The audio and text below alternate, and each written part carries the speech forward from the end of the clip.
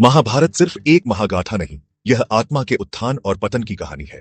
हमारे भीतर के संघर्ष, धर्म अधर्म के द्वंद्व का आईना। भीष्म, कर्ण, श्री कृष्ण, हर पात्र जीवन के पहलुओं से रूबरू कराते हैं। इन कहानियों में छिपे हैं रहस्य जो सिखाते हैं कि जीवन पूरी तरह काला या सफेद नहीं। तो चलिए शुरू करते हैं इस अद्भुत यात्रा को। भीष्म, जिनका असली नाम द्यौवसु था, ऋषि वशिष्ठ के श्राप से मनुष्य योनि में जन्मे। गंगा ने बाकी वसुओं को मुक्ति दी, लेकिन द्यौ को अपने कर्मों का फल भुगतना पड़ा।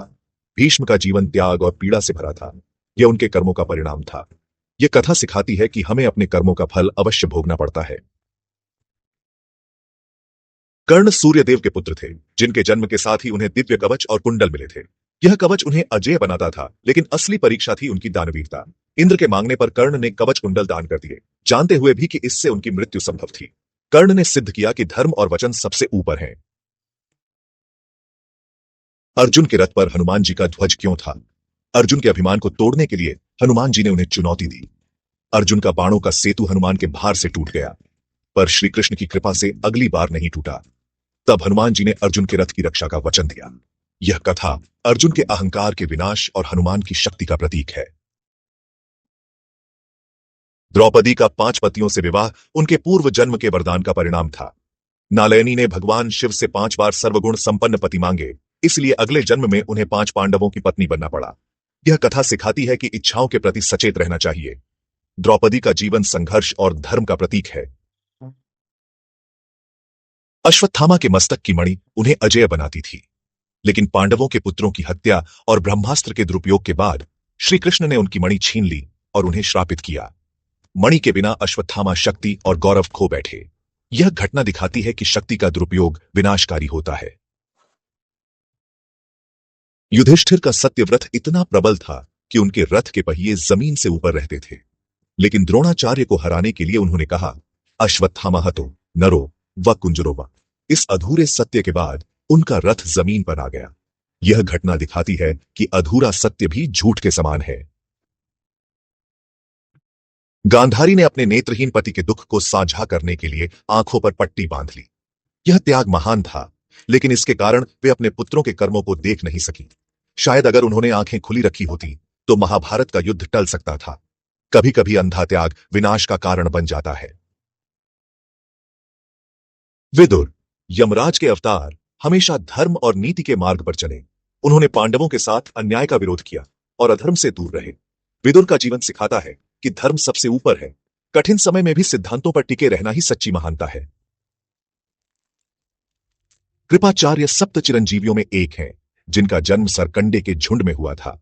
वे कौरवों और पांडवों के कुलगुरु थे और युद्ध के बाद परीक्षित के गुरु बने। उनकी अमरता उनके तप और निष्पक्षता का फल है।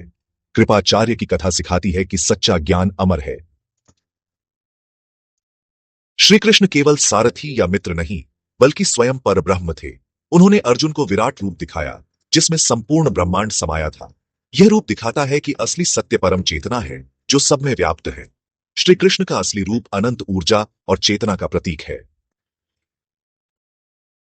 वनवास के दौरान भीम ने हिडिंबा से विवाह किया, जिससे घटोत्कच का जन्म हुआ। घटोत्कच ने महाभारत युद्ध में अर्जुन की रक्षा के लिए अपने प्राणों का बलिदान दिया। यह कथा प्रेम, धर्म और बलिदान का महत्व बताती है। घटोत्कच की भूमिका निर्णायक रही। युद्ध के समय अर्जुन अपने संबंधियों से लड़ने को लेकर दुविधा में थे। श्री कृष्ण ने उन्हें गीता का उपदेश दिया, आत्मा अमर है, धर्म सर्वोपरि है। यह उपदेश आज भी मानवता के लिए मार्गदर्शक है। हमें भावनाओं से ऊपर उठकर कर्तव्य निभाना चाहिए। द्रोणाचार्य ने एकलव्य से गुरु दक्षिणा में उसका अंगूठा मांगा, ताकि अर्जुन सबसे बड़ा धनुर्धर बना रहे। एकलव्य की गुरु भक्ति और द्रोणाचार्य की कठोरता अद्वितीय है। यह घटना सोचने पर मजबूर करती है। क्या नियम प्रतिभा से बड़े हैं? शिक्षा में समानता और न्याय का महत्व यही है। शल्य, पांडवों के मामा, दुर्योधन की चाल में फंसकर कौरवों के पक्ष में लड़े। वे कर्ण के सारथी बने, लेकिन मन से पांडवों के साथ थे। उनका द्वैध भाव महाभारत की राजनीति और वचन के बंधन को दर्शाता है। कभी कभी व्यक्ति को अपनी इच्छा के विरुद्ध अधर्म का साथ देना पड़ता है। महाभारत को एक ऐतिहासिक घटना भी माना जाता है।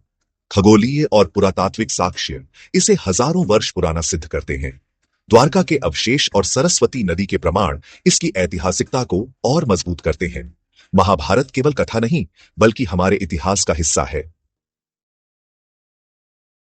महाभारत केवल युद्ध नहीं, जीवन का दर्शन है।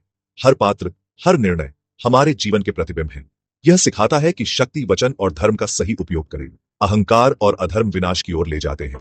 वीडियो पसंद आए तो लाइक करें, चैनल सब्सक्राइब करें और कमेंट में बताएं कौन सा रहस्य सबसे रोचक लगा।